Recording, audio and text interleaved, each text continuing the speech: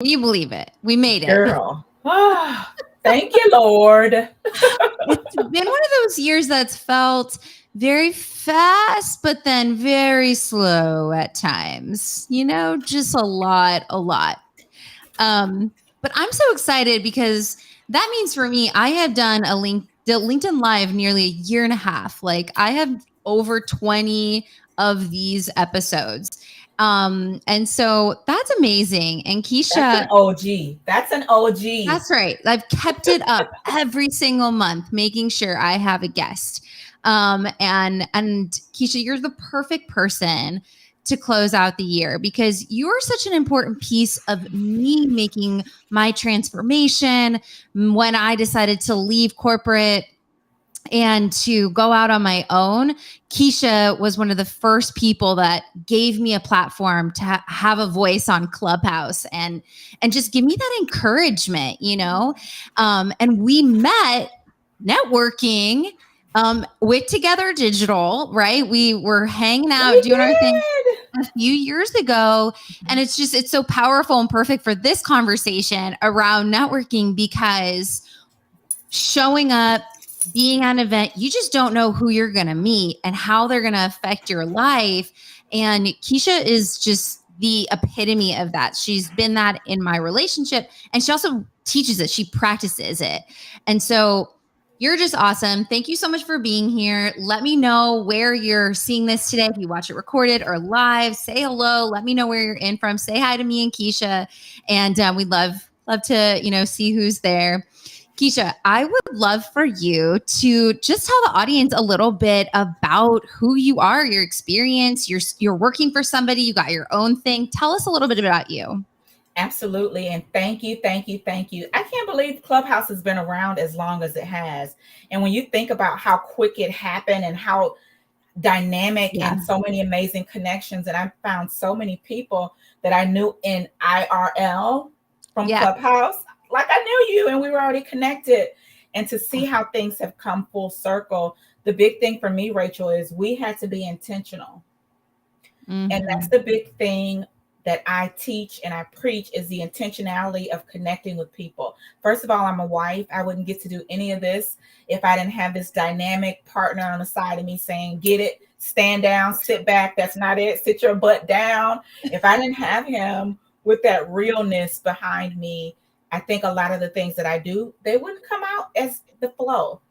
Yeah. I've been in the HR space for about 17, almost 18 years, and I love the power of connecting in that talent space, diversity and inclusion. I've had the title of diversity and inclusion without the title of diversity and inclusion. So before it became this buzzword and everybody's DEI, EEI, BBI, all the stuff, Yes. before it became all of that, I was doing that without the title. And to me, what's so important is bringing everybody to the table so that we can break bread. When we get to come to the table and break bread in a way where we're sharpening iron, we're sharpening each other, we're building each other. I'm leaning in on your strengths, you're leaning in on mine. There's no weaknesses, but we're at the top of our game with our strengths. That's where I live. I'm also a podcast host, author of my famous book, Networking It's Your Superpower, which was birthed honestly in a time where I was at a networking event. Hundreds of women were there. Dress for Success hosted their national event that they do. Women were from Hawaii, Canada, Ireland. They were from everywhere. And I was like, oh my goodness, how am I going to connect with all these people? But the truth is, you won't connect with all 500 of them, but you'll connect with a few. And what I started doing is really showing up as my authentic self, connecting. And the key in all of that was follow up. And when I found the recipe and that follow up and the connecting, I said, let me figure out how I can share this with people and share it in every space that I'm in. So whether it's in my 9 to 5, or I'm a talent advisor working with individuals, helping them get into the space, or whether I'm up training and teaching and working through a process that companies need, the important piece is relationships, period, point blank. And that's all of it. I mean, I couldn't have said it any better, right? Because that's so much of what we believe at Standout Authority. creating human connections. We're so tired of those messages, Kesha, the hey, Rachel B, or somebody connects with you on LinkedIn and they're immediately asking for something from you. You know what I mean?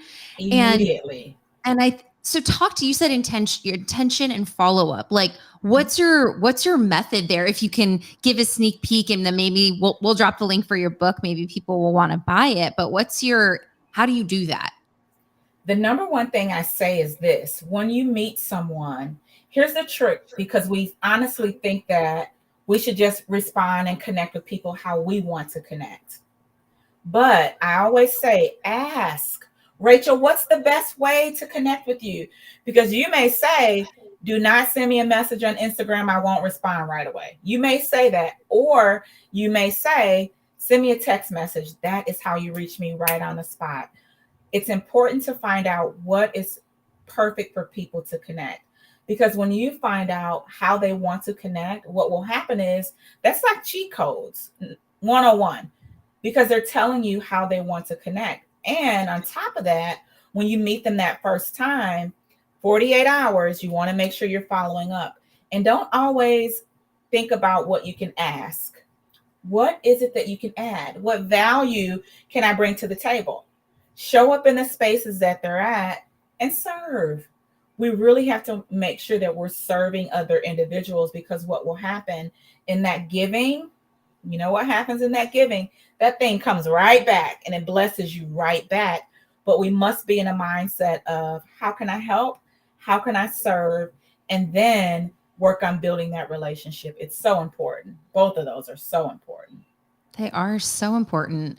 How have COVID kind of like changed things a lot for us, right? I found that in my conversations, I'd say I'm a pretty good networker, Keisha. Okay. Like Okay. I'm in a comfortable spot. It's not like I absolutely love it, but I will thrive in the environment. For a lot of people, without being able to go to the conferences or more structured Mhm. networking, and now having to do a lot of it online or virtual like interviews and stuff, pretty hard. Like how are you maneuvering that? Because you're also interviewing people. I mean, you're recruiting talent. Like, talk a little bit about networking today in this sort of hybrid online world. Absolutely. The big thing for me today is showing up as your authentic self. And as you show up as your authentic self, what it does is, even for the talent leader, for the hiring leader, we shouldn't be so stiff and we shouldn't be so rigid where we make people not want to work for us or not want to work with us. We really want to make sure that we are showing up in love first. Is it light that we're bringing? We all get to carry this amazing light. But if we're so caught up on being rigid and all these pieces that can happen, we can miss some amazing connections. But I say to those individuals that are showing up in those spaces, be who you are. If you don't like sleeves, don't wear sleeves. If you like a blazer, if you like a hat, whatever that is, show up as your authentic self. Because here's the thing: people connect with people. They may love your experience, they may love what you do, they may love what you're selling, but when they connect with your person, they will connect with you. And it doesn't matter if you're selling Mary Kay or Avon or what you sell, people connect to people. And it's that know, like, and trust factor that always comes out. If I trust you, you'll have my cell phone number. You can call me directly, right? If I know Mhm. you, all those things that happen when there is a relationship that's built. It's important. Do you feel like I feel like you're so good at that, right? And in some ways, like experience and age has brought that confidence in you, would you say? I mean, when you're thinking about even put age to the side, right? Just like experience, like what about if it's really nerve-wracking? Or, I talk to many people where it's like they can't actually show up with that cool hat, Keisha. Like that isn't what is normal. Like they are still around a lot of men, let's say. So like what's your perspective on that? Oh, that's so good. The truth is, when you understand what your strengths are and what you bring to the table and you master that, you set some goals around what you want, then it's easier for you to maneuver in that space. But if you go into that space sometimes willy-nilly, you don't even know what to do because you haven't created the energy around what you're doing.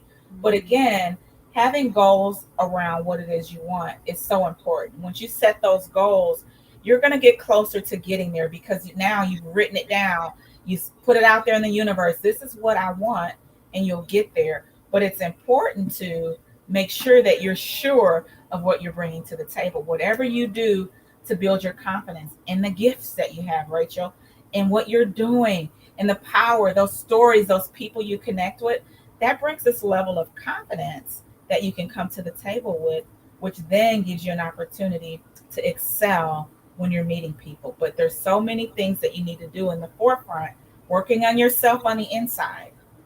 How can you show up anywhere if you don't have any idea of who you are? And the Strengths Finder is one I always talk about. It's one of my number one tools that I use to connect and really understand who I am and what I bring to the table. It's important. It is so important when you think about because I feel like you are in this space of working with when you're working with talent, right? And training and thinking about recruiting, you are on the side of hiring, but also you're seeing all the job applicants, right? And Right. we're like in an interesting time, right, Kesha? It's been just we kind of have went through this crazy growth, right? So many companies hiring, can't find great talent, and now it seemingly is slowing down a little bit. People are pulling back. And some of the questions that I get in working with University of Texas and just my colleagues, right, is like, how do I introduce myself? How do I show up in these interviews? Because it's hard to stand out, right? Or on the other side of it, you're recruiting. How do I make sure I find like the really right person? What's your take on that? How do you teach that and manage that with your many years of experience? That's a great question because when you think about your introduction, that first impression is everything. I don't care what people say. When you introduce yourself, you want to make sure that you've mastered the introduction of Rachel, whether it's a 30-second elevator pitch. I call it a power statement where you're talking about the things that you're passionate about, but also telling about your skills and your expertise depending on the setting that you're in, and then looking at how you couple that with who you are and what this person is looking for, how you can connect those things and all those pieces. And then from the interviewer standpoint, again, it goes back to me being authentic in who I am and really understanding who I am. Because when I'm comfortable, that also does is it lets other people become comfortable in my space as well. So my goal is to create this energy around being comfortable where we don't have to show up and we're all worked up and we're all nervous. We get nervous. Anytime you meet somebody for the first time and you're connecting, there's going to be a little bit of nerves. But what you can say is, instead of me being nervous, that's the excitement because I'm excited to meet you. So Yeah. take it and own it and really make sure that you walk in the space of what it is that you want. But then go back to those goals. What did you say that you wanted? I have an amazing mentor, Bernie Fraser, and she always says in her book, she put this in there too. What do you want? Ask yourself out loud. What do you want? And it sounds easy, but when you think about it, baby, it takes some work because we don't know what the hell we want. It's like what we want and actually what we really want sometimes. Yes, we want it all. Oh, I want to be able to pay my bills and right Yeah, and I want to be able to post content, but like what I really want, right, sometimes is yeah, much deeper, right? so deep, so deep. But ask and then get closer because the more experience that you get too, you'll start to see things tweak and things change and allow those things to happen. I always say operate in a space of allowing what is to be, taking a step back. If you jack it up, try again. It's not the end of the world. If you make the goal and you don't get there, make another goal. Who's to say, oh my gosh, I didn't make the goal and now the world's going to end? That the world is not going to end. Make a new goal, pivot, and keep it moving. Keep going. Yeah. And I mean, I wish I heard advice like this when I was in my 20s. And like going through the MBA process specifically, it's such a rigorous, quite frankly, not enjoyable recruiting Yeah. process, Yeah.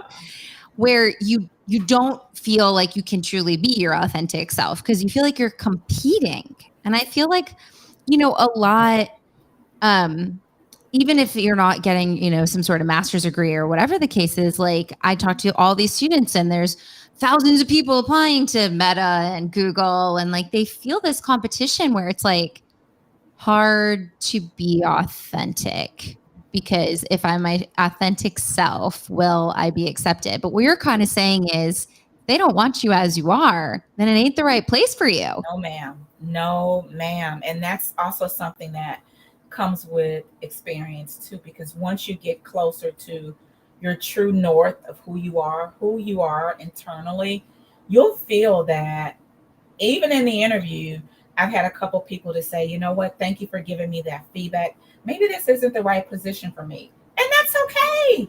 Yeah. It is okay to say, this isn't the right company for me, or this is not the right client for me. Every client that we meet is not somebody that we want to connect with, anyways. We Yeah. won't connect with every single person, but it's so important to connect with the right people. You'll feel it and you'll know when it's Really. the right people. And it's the same. I mean, it's so true, because it's the same with like the idea of networking that you're talking about. And when you're showing up for the event, you can't connect with 500 people, but the right people you will find somehow in that mix, like at Together Digital, right? And we're sitting, and I was like, she's my kind of people. Like, her vibe, the way that she's Yeah. presenting herself, and we've continued to be friends. And I think that's really powerful because I was showing up like myself. You were showing up like Cute as myself. ever. You were cuter wearing that hat. You were wearing some fab hat. Right, but I was just so attracted to that energy that you put out there, and I feel like that is the power. That is networking. That It is is. how you network really well, is showing up authentically and like putting yourself out there. Be vulnerable. Mm. Be vulnerable. And as we do that and we get closer to what it is that we're looking to get to, we then get a sense of what's supposed to be. And the things that aren't supposed to be, they'll fall off. And it's okay. We want to make sure, again, that we're allowing things to be what they're supposed to be. There were so many women at that conference, Rachel, when we were there. We didn't connect with every one of them. And there were a few that I connected with that was the only day that we connected. And it Yeah. really is about intentionality when you're connecting with people.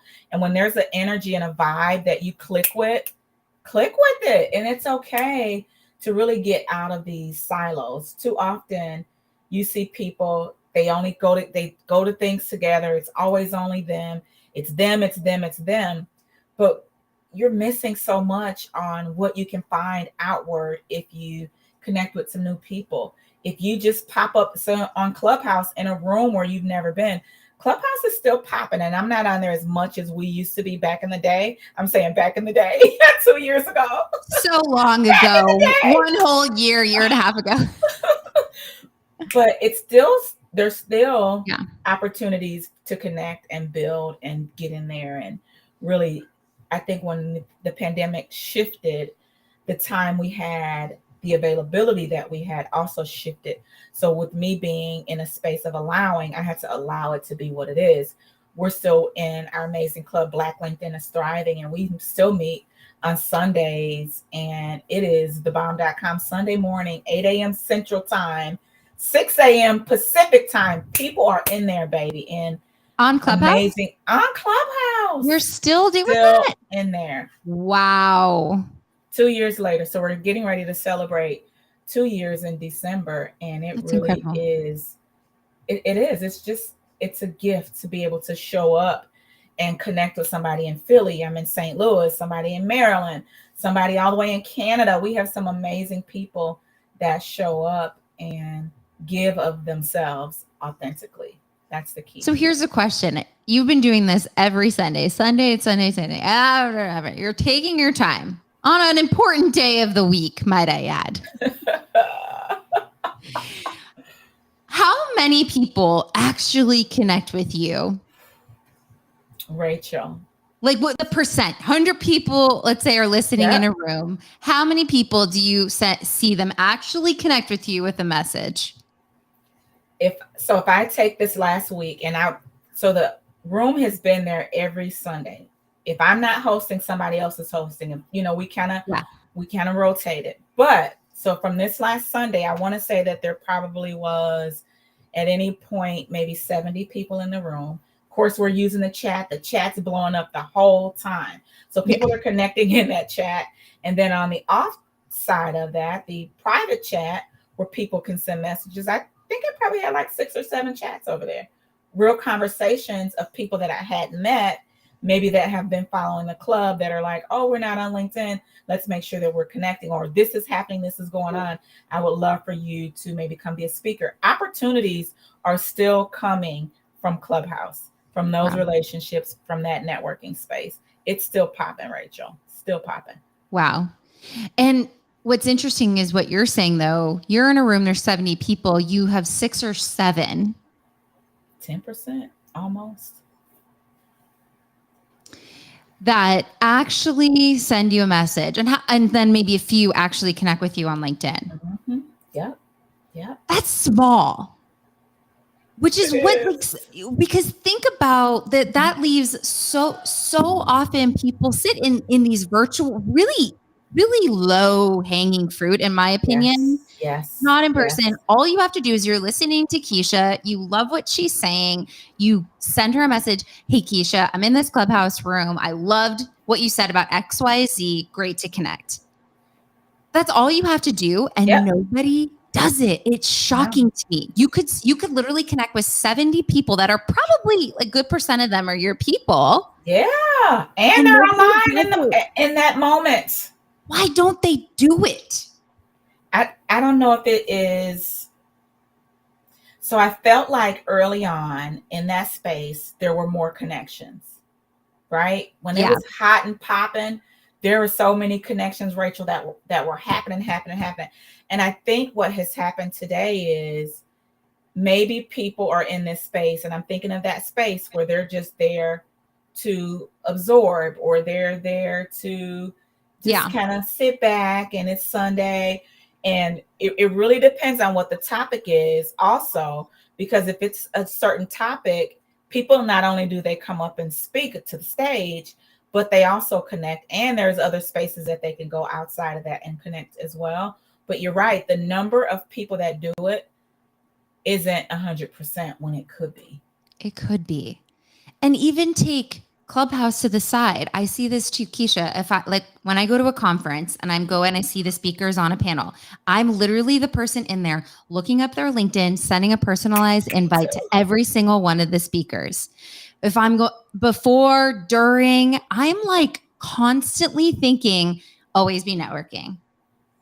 And it does take, yes, a little bit of extra time, but it's shocking, right? How like later on it was like, oh yeah, I remember meeting you. It's a warm introduction at that point. It is. It's really warm, and it's intentionality too. And it probably back to your intentionality and follow-up, exactly what you said. Yeah, probably takes 10 whole minutes to do what you just did, to connect to 4 speakers on it. Maybe 6 minutes. Seriously, just to connect and send a message. And not every one of them will follow up, but there's a good percentage that if they're active on LinkedIn, they will show up and they will respond. But again, there has to be some intentionality in what it is that you want. What do you want, Rachel? Are you wanting to build your network? Are people really wanting to build their networks? Because they'll say that they want to. They'll buy the book, Networking It's Your Superpower. They'll come to my workshop, Networking It's Your Superpower. I'll talk to them about LinkedIn and say, are you on LinkedIn? Are you active? Are you this? And they still don't get active on LinkedIn. And whatever happens during the span of that process, people lose consistency. And that's the catch. People are not consistent. But you can tell the ones who are the consistent ones. You can. And you can tell the people that are like, yeah, I'm going to get out there one day. Yeah, I'm going to get out there. Well, what are you waiting on? That's your profile. That's your account. Doesn't matter if you're working for a company, doesn't matter if you're running your company. That's your profile. Do with it what you will. I mean, I Period. couldn't, Keisha. I mean, it's like so, and then it becomes that moment when they lose their job. They're about to get laid off, or I just went on my own. I'm so excited. Holy shit. Like, I don't have the connections. I need to start. And it's like, well, we told you to start 5 years ago. We did. It's just Smack. like, this is why it's like working out. It doesn't feel good in the beginning sometimes, but you just do it every day. Consistently. That's the thing. And I always say this, and I say this in my workshops when I'm talking about the power of networking. Even if you set aside 20 minutes per day, just 20 minutes per day, and you do it for 30 days straight, you set your timer on your phone, get your phone out, set your timer, 20 minutes, and you do it daily. Connect, engage, like, follow, share, all the things. Yeah. 20 minutes per day for 30 days. And you watch how that algorithm will pick you up and really make sure that people are seeing you. If you want to be seen, you must do the work, because your network equals your net worth. Girl. I mean, I really couldn't have said it any better, Kesha. It's like our energies and brain, like, yes, like I need more of you. it's so powerful. And Kesha, your journey is incredible. You're up to such big things. As we close out the interview, what is that? How do you want people to keep in touch with you? What are you excited about that you want people to do? Of course, we're here on LinkedIn. This is streaming to Facebook and Twitter as well. But how can people keep up with the amazing work you're doing? Absolutely. First of all, LinkedIn is an amazing way to do so. Follow me on Instagram. You'll get the raw, uncut, double Dutch Kesha, all the things Kesha, dancing so Kesha, juicing Kesha. You get all those things in one spot. And really, when you think of all that you want to do, wherever your best platform is, you can find me, Mrs. Kesha Speaks. And I got that from Rachel. Your name should be the same on all those platforms. Go find me, Mrs. Kesha Speaks, on any of those platforms and connect. Send me a message. Tell me that you heard us today. Tell me what stood out to you. And if you have questions about networking, I get a ton of questions from introverts and extroverts. I'm an extrovert with an A, not an O. But I always think about going back to your strengths. Stay in the line of your strengths. Remember the movie Hitch with Will Smith? And he tells the guy, don't you dance anywhere else. You stay right here. Stay within your strengths. Don't go all over the place crazy. Stay right here. Stay right here in your strengths. And then does he do it, Kesha? He doesn't. And then he's the paparazzi. I just recently, they always play that like around this time of year. It's such a good movie. It is a really good one. I love it. Stay in your amazing. Gifts. Do your gifts. Do your gifts. Stay in your gifts. And watch how your gifts make room for you. Give them away. Give them away. They will make room. So beautiful. Thank you so much. Everyone, thank you so much for watching. Have an amazing rest of your year, celebrating your holidays. I'll be back in January with another incredible Lady Boss guest. I'm so thankful for you. And also don't forget, on Wednesday, December 7th, we are doing a 5 exciting content marketing trends you need to know for 2023. Yeah, it's going to be really fun. Live event, 10 a.m. Central. Come hang out with us, me and Josh. And thank you so much, Kesha. And thanks everybody for watching. Thank you.